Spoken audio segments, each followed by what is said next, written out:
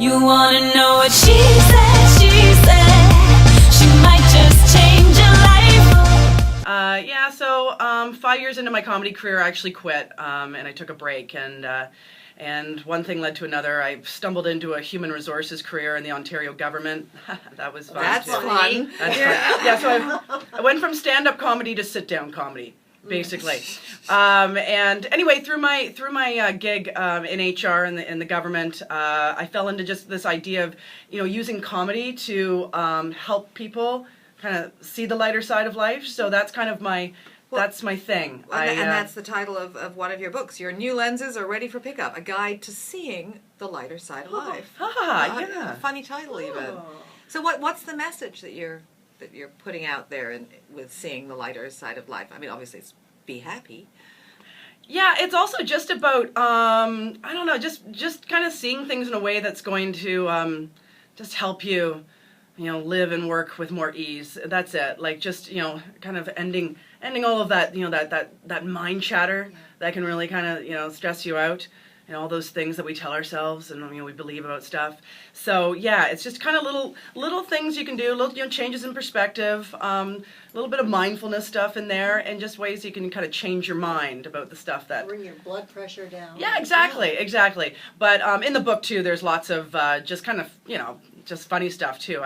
I like to kind of combine kind of observational humor about how we can so easily be our own worst enemies, and just human nature, what our truth is, and then kind of offer the healing, if you want to call it that. Mm-hmm. So yeah, humor and healing.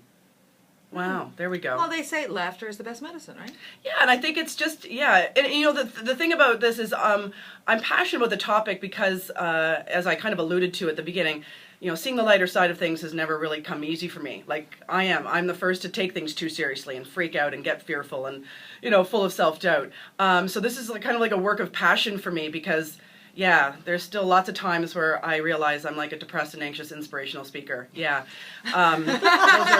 Those are lonely days. Just who you want to hear. I'm like, Wow. Awesome. So how do you get past the fear? Yeah, so I've just learned that it's pretty much human nature to create negative thoughts, and where our power lies is just letting them go. Then you just go, bye-bye.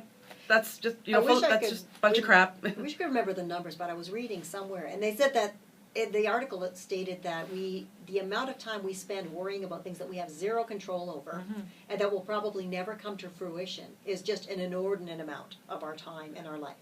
The stuff that we genuinely almost need to worry about is so minimal.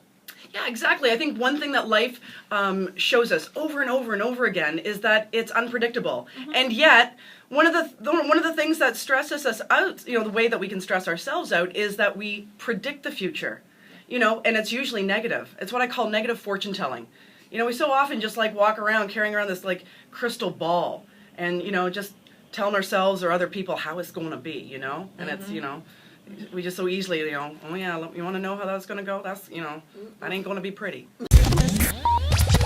Click the channel subscribe button for full-length interviews and more from What She Said here on YouTube.